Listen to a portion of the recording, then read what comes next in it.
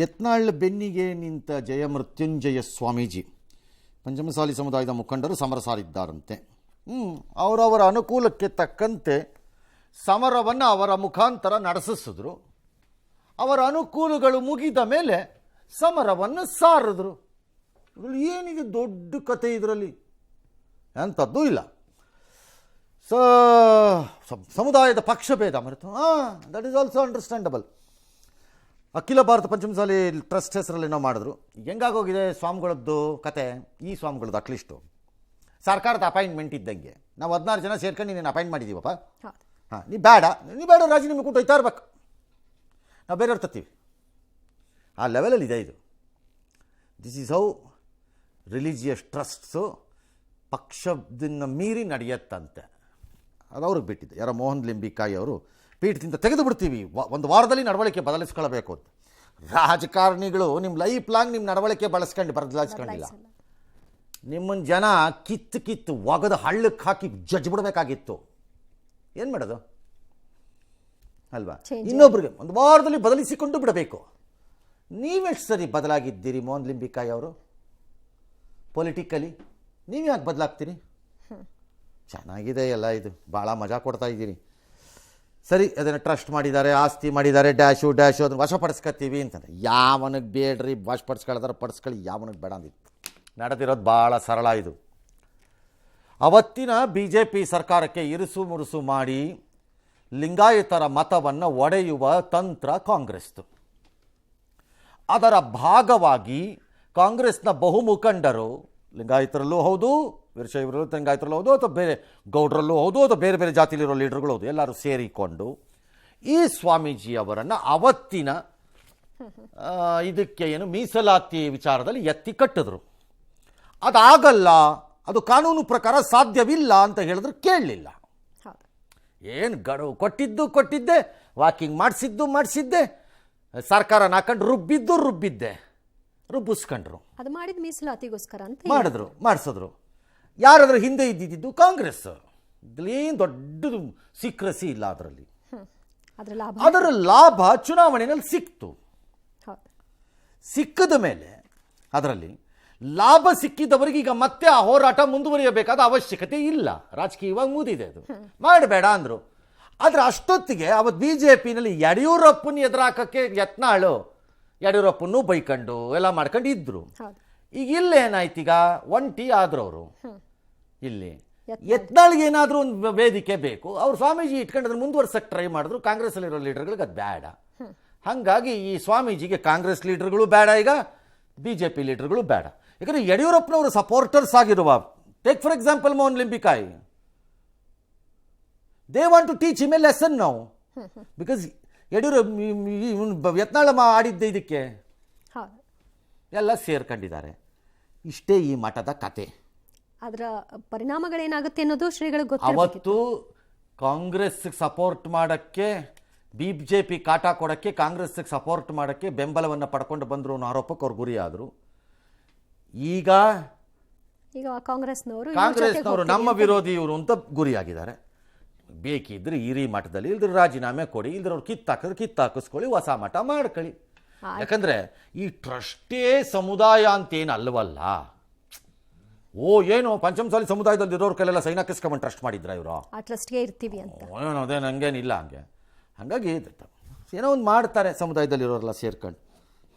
ಇನ್ನೊಂದೆರಡು ಸ್ವಾಮೀಜಿಗಳು ಎಕ್ಸ್ಟ್ರಾ ಆಗ್ತಾರೆ. ಏನು ಈ ಕಡಿಮೆ ಇದೆಯಾ? ಏನಿಲ್ಲ, ಇನ್ನಿಬ್ರು ಎಕ್ಸ್ಟ್ರಾ ಆಗ್ತಾರೆ. ನೀವು ಹೆಂಗೆ ತಡೀತೀರಿ? ಅವ್ರು ಇನ್ನೊಂದು ಎಲ್ಲ ಒಂದು ಅರ್ಧ ಎಕರೆ ಜಾಗ ತಗೋತಾರೆ, ಒಂದು ಮಠ ಕಟ್ತಾರಪ್ಪ. ಅದು ನೀವೇನು ತಡೆಯೋದು? ನೀವೀಗ ಪಂಚಮಸಾಲಿ ಮಠ ಅಂದಿದ್ದಾರೆ, ಪಂಚಮಸಾಲಿ ಗುರುಪೀಠ ಅಂತೇನೋ ಒಂದು ಕರೀತಾರೆ ಅವರು. ಹೆಸರು ಚೇಂಜ್ ಆಗಿದೆ. ಮುಂದಿನ ವರ್ಷ ತಮಿಳುನಾಡು ಅಸೆಂಬ್ಲಿ ಚುನಾವಣೆ ನಡೆಯುತ್ತೆ. ಇದರ ಭಾಗವಾಗಿ ಚೆನ್ನೈಗೆ ತೆರಳಿದ ಅಮಿತ್ ಶಾ ಅಣ್ಣಾಡಿಎಂಕೆ ಪಕ್ಷದ ಜೊತೆ ಮೈತ್ರಿಯನ್ನು ಅಧಿಕೃತವಾಗಿ ಘೋಷಣೆ ಮಾಡಿದ್ದಾರೆ. ಮೈತ್ರಿಗೆ ಯಾವುದೇ ಕಂಡೀಷನ್ ವಿಧಿಸಿಲ್ಲ. ಪಳನಿಸ್ವಾಮಿ ನಾಯಕತ್ವದಲ್ಲಿ ಚುನಾವಣೆ ಎದುರಿಸ್ತೀವಿ ಅಂತ ಅಮಿತ್ ಶಾ ಹೇಳಿದ್ದಾರೆ. ಜನರ ಗಮನ ಸೆಳೆಯಲು ತ್ರಿಭಾಷಾ ಸೂತ್ರ, ಸನಾತನ ಧರ್ಮದ ಬಗ್ಗೆ ಡಿಎಂಕೆ ವಿವಾದವನ್ನು ಸೃಷ್ಟಿಸ್ತಾ ಇದೆ.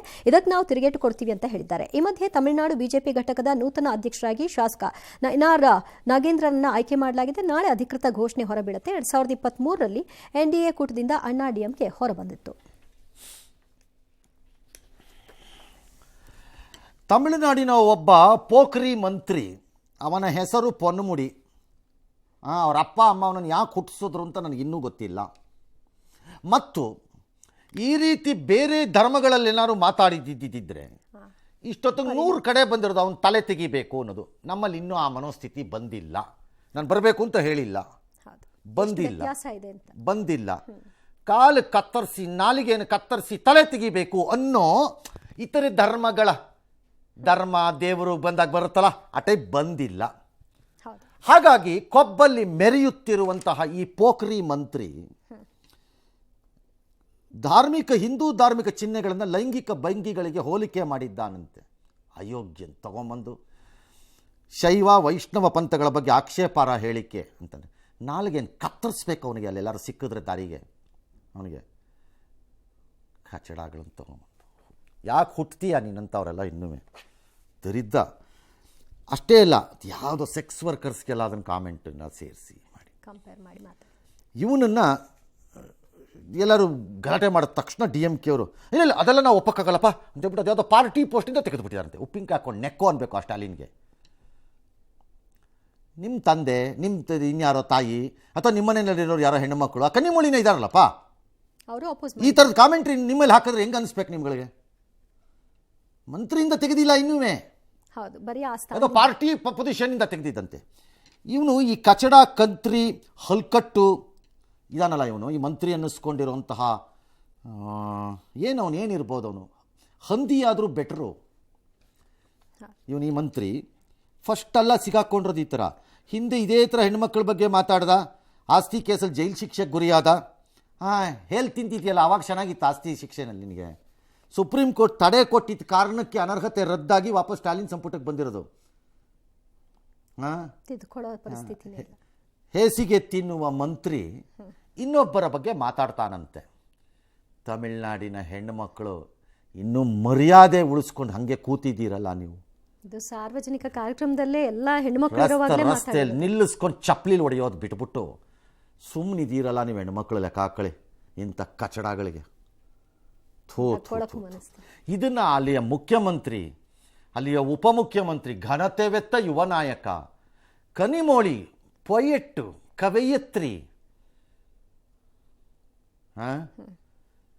ನೀವೆಲ್ಲ ನಿಮ್ಮನ್ನು ಇಟ್ಕೊಂಡು ಈ ದೇಶಕ್ಕೆ ಯಾವತ್ತು ನಮ್ಗೆ ಈ ದೇಶದಿಂದ ಮುಕ್ತಿ ಸಿಗತ್ತೆ ಅನ್ನೋದನ್ನು ಕಾಯ್ತಾ ಇರಬೇಕು ನಾವೆಲ್ಲ. ಇಲ್ವಾ ಸುಮ್ಮನೆ ವಯಲೆಂಟಾಗಿ ಇವನು ಕತ್ತರಿಸು ಅವನು ಕತ್ತರಿಸು ಅಂತ ಸ್ಟಾರ್ಟ್ ಆಗಿಬಿಡ್ಬೇಕು ಅಷ್ಟೇ. ಎಸ್. ಡಾಕ್ಟರ್ BR ಅಂಬೇಡ್ಕರ್ ನಿಪ್ಪಾಣಿಗೆ ಭೇಟಿ ಕೊಟ್ಟು 100 ವರ್ಷ ತುಂಬಿದ ಪ್ರಯುಕ್ತ ಬಿಜೆಪಿ ಭೀಮ ಹೆಜ್ಜೆ ಜಾಗೃತಿ ಅಭಿಯಾನಕ್ಕೆ ಬೆಂಗಳೂರಿನಲ್ಲಿ ಚಾಲನೆ ಕೊಟ್ಟಿದೆ. ದಲಿತ ಸಿಎಂ ವಿಚಾರವನ್ನ ಮತ್ತೆ ಮುನ್ನೆಲೆಗೆ ತರಕ್ಕೆ ಪ್ರಯತ್ನಿಸಿದ್ದಾರೆ. ಇದೇ ಹೊತ್ತಲ್ಲಿ ಮುಂದೆ ಮಾಧ್ಯಮಗಳ ಮುಂದೆ ಬಾರದಿರಲು ಗೃಹ ಸಚಿವ ಪರಮೇಶ್ವರ್ ಅವರು ತೀರ್ಮಾನ ಮಾಡಿದ್ದಾರೆ. ಮಾತನಾಡದಂತೆ ತಮಗೆ ಸೂಚನೆ ಇದೆ ಅಂತ ಕೂಡ ಹೇಳ್ಕೊಂಡಿದ್ದಾರೆ. ಬಾಬಾ ಸಾಹೇಬ್ ಅಂಬೇಡ್ಕರ್ ಅವರನ್ನ ನೆಹರು 2 ಬಾರಿ ಹೋಗಿದ್ರು ಇವ್ರನ್ನ ಸೋಲಿಸ್ಲಿಕ್ಕೆ. ತಮ್ಮ ಪೀಕ್ ಆಫ್ ಪಾಪ್ಯುಲಾರಿಟಿ ಅಂತ ಏನು ಹೇಳ್ಕೊಳ್ತಾ ಇದ್ರು ನೆಹರು ಅವರು, ಆ ಕಾಲದಲ್ಲಿ 2 ಸರ್ತಿ ಹೋಗಿ ಬಾಬಾ ಸಾಹೇಬ್ ಅಂಬೇಡ್ಕರ್ ಅವ್ರನ್ನ ಸೋಲಿಸ್ಲಿಕ್ಕೆ ಪ್ರಯತ್ನ ಮಾಡಿದ್ರು. ನೆಹರು ಮಂತ್ರಿ ಮಂಡಲಕ್ಕೆ ಮಲ್ಲಿಕಾರ್ಜುನ ಖರ್ಗೆ ಅವರು ಕಾಂಗ್ರೆಸ್ನವರು ಮಾಡಿರ್ತಕ್ಕಂತ ದ್ರೋಹದ ಬಗ್ಗೆ ಖರ್ಗೆ ಅವ್ರನ್ನ ಮುಖ್ಯಮಂತ್ರಿ ಮಾಡಲಿಲ್ಲ.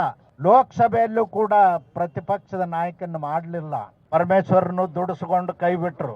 ಕಾಂಗ್ರೆಸ್ಸಿಗೆ ದಲಿತರ ಓಟ್ ಬೇಕು, ಆದ್ರೆ ಅವ್ರು ಬೇಡ. ಅವ್ರನ್ನ ಎದಕ್ ನನಗೆ ಇನ್ಸ್ಟ್ರಕ್ಷನ್ಸ್ ಬಂದಿದೆ, ನಾನು ಅಡ್ರೆಸ್ ಮಾಡೋದಿಲ್ಲ. ನಿಮಗೆ ಏನಾದರೂ ಇದ್ದರೆ ನಾನು ನಿಮ್ಮನ್ನೆಲ್ಲ ಕರಿತೀನಿ, ಪ್ರೆಸ್ ಕಾನ್ಫರೆನ್ಸ್ ಮಾಡಿ ಬ್ರೀಫಿಂಗ್ ಮಾಡ್ತೀನಿ.